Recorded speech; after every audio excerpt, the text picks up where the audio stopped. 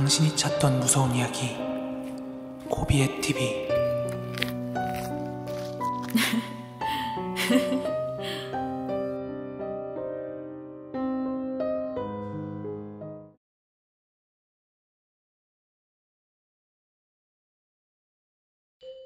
저는요, 아버지가 군인이었던 관계로 벚꽃으로 유명한 도시 있죠?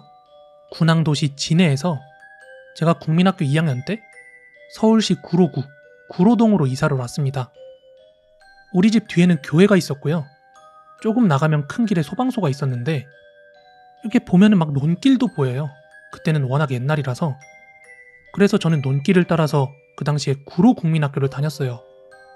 집 앞으로는 기찻길이 지나가고 저 멀리 논두렁이 펼쳐져 있는데, 아무튼 그런 동네로 이사를 오고 나서 이사 온 첫날부터 저희 어머니께서는 부엌에는 웬일인지 안 들어가시더라고요.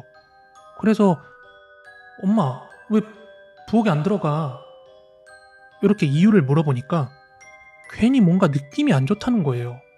근데 저도 그 어린 시절의 느낌이 얼핏 기억이 나는데, 뭔가 부엌에만 들어가면 안 좋은 기운이 저를 막 감싸는 것 같은 느낌이 들었어요. 좀 어둡기도 하고 좀 차가운 느낌도 들고요. 그래서 어렸을 때 기억이지만 저도 분명히 부엌 쪽에는 가기 싫었던 기억이 있어요. 밤에 마루를 지나서 화장실을 갈 때도 부엌 쪽에서 누군가가 서서 막 쳐다보는 기분?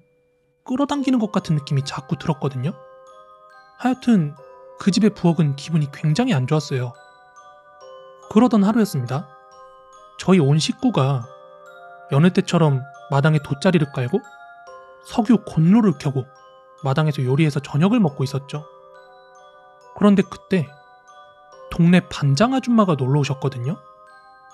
근데 저희가 마당에서 식사하고 있는 것을 보시더니, 아니, 부엌에서 음식 안 하고 왜 여기 밖에 나와서 하세요? 하면서 우리 어머니한테 물었습니다. 그래서 우리 엄마가 대답을 하더라고요. 왠지 부엌에 들어가기가 싫어서 그냥 맘 편하게 여기서 해먹어요. 그러자 그 말이 떨어지기가 무섭게 그 주책 맞은 반장 아줌마께서, 어떻게 하셨어요? 이 일대가 옛날에 다 공동묘지였는데 그 공동묘지 밀고 이 집 지은 거예요. 그리고 이 동네에서 이 집이 해골 가장 많이 나왔어요. 아마 부엌 아궁이에서만 5구 정도가 나왔나? 그렇게 반장 아줌마는 무심코 이런 말을 던지고 그냥 가버리셨습니다. 근데 제가 어릴 땐 몰랐지만 나이 들고 좀 눈칫밥이 생기고 나니까 과거의 그 아줌마를 생각하면 진짜 일부러 그런 건지 뭔지 조금 재수없는 타입인 것 같아요.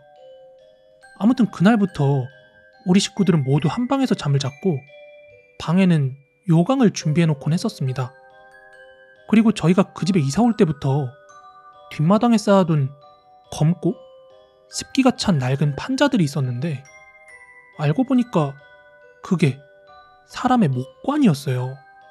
우리는 그것도 모르고 거기서 막 널뛰고 그 위에 엎어져서 낮잠도 자고, 그리고 놀다가 목마르면 그 판자 옆에 개울가 가서 등목도 하고 물도 마시고 막 그랬는데, 좀 지나고 나니까 알고 나니까 좀 찝찝한 거 있죠. 원효대사 해골물 먹은 것 마냥. 그래서 그 사실을 알고 나서 저희는 그 집으로 이사 간 지 한 달 만에 거길 싸게 팔고 흑석동으로 이사를 왔어요. 그리고 나서 30여 년이 지났습니다.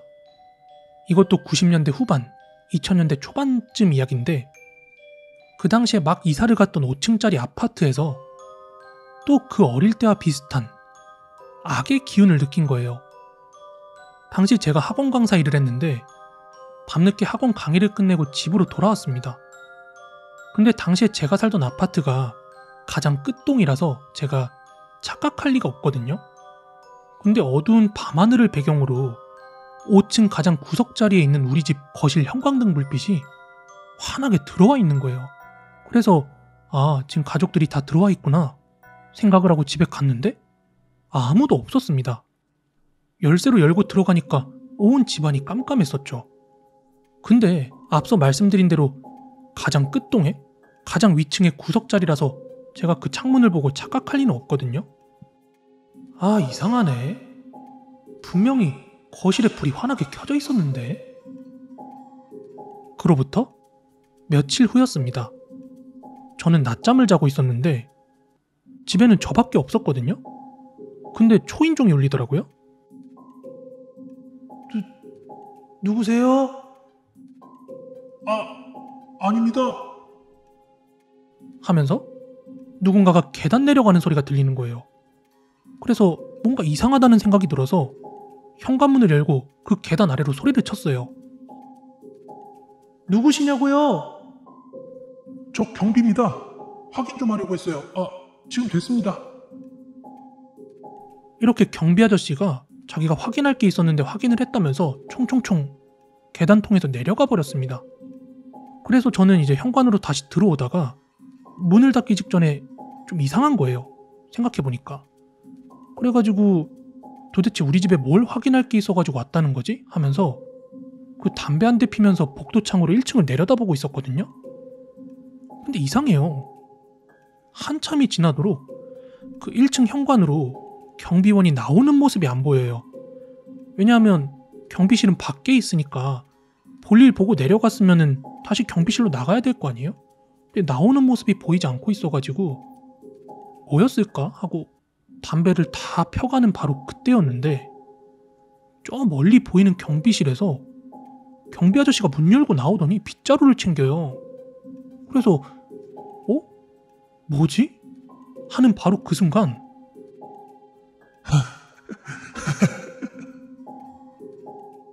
아까 그 계단 아래에서 웃는 소리가 들리는 거예요. 진짜 그때 너무 소름 돋아 죽을 뻔했거든요.